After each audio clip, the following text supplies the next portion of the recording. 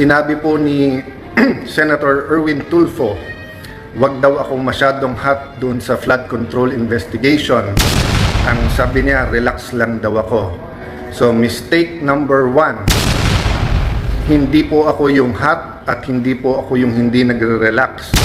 Ang ating pong mga kababayan, every single Filipino has asked for an accounting of the biggest corruption scandal in our country in history, involving not billions, not tens of billions, not hundreds of billions, but it involves trillions of pesos.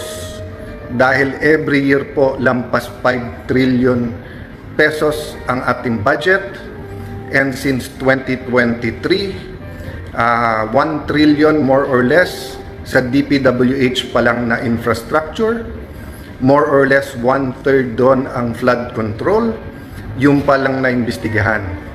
So when you tell us, Senator Erwin Tulfo, relax ka lang, grabe ang init ng ulo mo pag sa programa mo sa TV at radyo, 2-3 tao kausap mo, problema ng mag-asawa, tama yon. Kasi those are real lives and real problems. Pero ito problema ng buong Pilipinas, sasabihan mo kami lahat, relax ka lang. Let me explain bakit ko sinasabing ang sinasabihan ni Erwin Tulfo ay lahat po tayo. Remember po, sa minority, toka-toka po kami. Ang nakatoka sa flood control ay si Senator Rodante Marcoleta. Okay? At siya nag-umpisa nito as chairman. At umpisa pa lang ng hearing, napapakanta na niya ang mga witness. Diba? O anong naging problema? Pinalitan siya. O, pagkatapos siyang palitan, kinasuhan siya. Pagkatapos siyang kasuhan, diba, nakapag-take over po ang grupo natin, inisa-isa po kami, sinugod po ng NBI ang Senado para hindi sana makaboto si Senator Bato.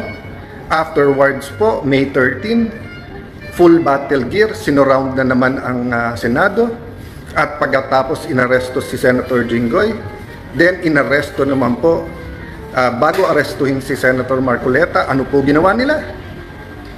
Pinilit na hindi maka-hearing ang Blue Ribbon Committee kahit tumuloy. So my point is, I have to step in. Kinulong na nila yung tao Hindi man pwedeng sa minority, hindi man pwede sa Senado, si Senator Lacson at si Senator Erwin Tulfo na lang ang siyang mamahala sa flood control, tapos may pasahan sila ng bola sa DOJ at Ombudsman, at pipiliin lang nila yung witnesses, pipiliin lang nila kung sinong gusto nilang ipakulong at hindi. Samantalang ang linaw-linaw, sabi ni Senator Lacson, walang mastermind. Sinabi naman ni Ombudsman, meron. O tapos ipagbibintangan nila yung Duterte administration. Ever since po, and in many countries, sa bidding at infrastructure may anomalya. But the magnitude at paano nila naging systematic, and then paano nagkaroon ng ganun kalaking ghost projects during this time, tapos paano nila binabago-bago na ganun karaming ghost, ganun hindi. Tapos yung factual lang ngayon na mag-accounting lang di ba? Wala pa. So mistake number 1 na parang palabasin ni Erwin Tulfo. Relax lang tapos. Okay, mistake number 2. Ang sabi po niya, araw-araw nag-impeachment. So paano mag-hearing? Monday to Wednesday lang tayo, pare. Nag-hearing. Paano daw gagamitin ng session hall? Maraming kwarto po ang Senado. And even sa session hall, walang gumagamit ng Thursday at Friday. So mistake number 2 po. Mistake number 3. Sasama ko na po dito si Director Melvin Matibag, yung Malacanang.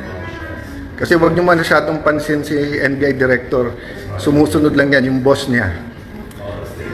Akala nila, akala ni Senator Lacson, akala ni Senator Erwin Tulfo, akala ni Director Matibag, akala ni Ate Claire, tangang mga tao. They think we're all stupid, di ba? So, kung kailan kami mag-take over, Biglang papangakuan niyo ibang senador, hindi sila kakasuhan. Tapos, wag lang daw si Loren Legarda. February yun.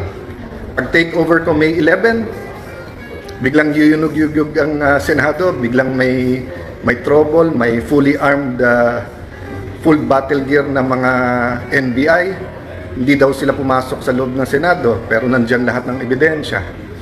O pagkatapos, may kukulong, may babaliktad, wala naman 13, aagawin nila yung Blue Ribbon Committee nung natuloy pa rin, gagawa ng special session, o sinabi po mismo yan nung ating presiding officer ngayon, si Senator Chis Escudero, na kaya nagpatawag ng special session para mapalitan ang Senate President.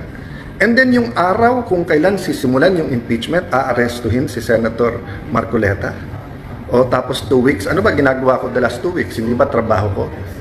So whether you like my performance or not sa impeachment, 21 kami nandun. So lahat kami ay kailangan manindigan base sa amin konsensya. Hindi nila gusto. So gusto nila akong alisin. So sasabihin, wag ako mangangamba. Alam naman natin yan, ngaw-ngaw, kaso, imbestiga, and then biglang plunder, biglang kulong. Diba? Bakit tayo papayag ng ganon? Nilalaban pa natin yung kay Senator Marcoleta. Nilalaban pa natin yung ginawa kay Jinggoy. Dadagdagan nyo pa. Kunwari pa kayo, nasasabihin nyo.